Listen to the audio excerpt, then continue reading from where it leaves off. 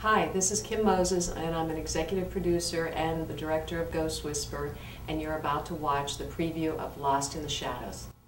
Can you see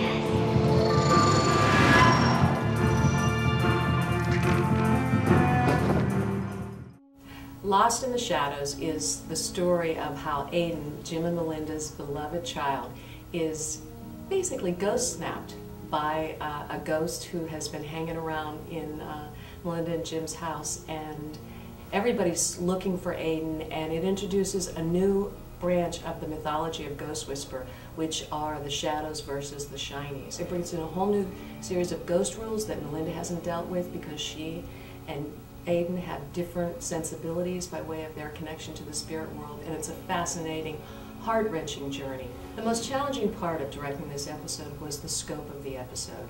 We had many locations, and it was really important that Aiden and the little girl who is the ghost Julia are able to carry many of these scenes, which is unusual for small children, and they're phenomenal actors, and it's really remarkable. And then, of course, the emotional journey of Jennifer Love Hewitt and David Conrad as the parents of this child that's been basically snatched by a ghost.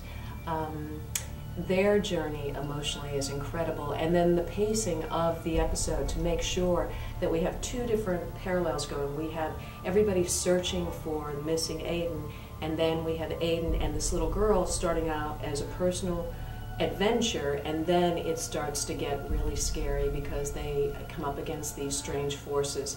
And P.K. Simmons and Laurie McCarthy wrote this incredibly beautiful, powerful script that when I read it I was really excited, and although I wasn't involved in the script, it touched me deeply. The reason is because when I was a child, when I was 6 years old and I lived in a small town in Denora, Pennsylvania, my best girlfriend and I took a little adventure, kind of like these two kids, and we took this adventure where we walked across the Webster Bridge looking for her grandmother's house, and we got lost, and it was the same sensibility. When it started to get dark is when I realized, uh-oh, we're in trouble and I want to be home with my family, and we had to, find a way to get help, and it was very scary putting these two children in this environment where you have these giant iconic images like the trains.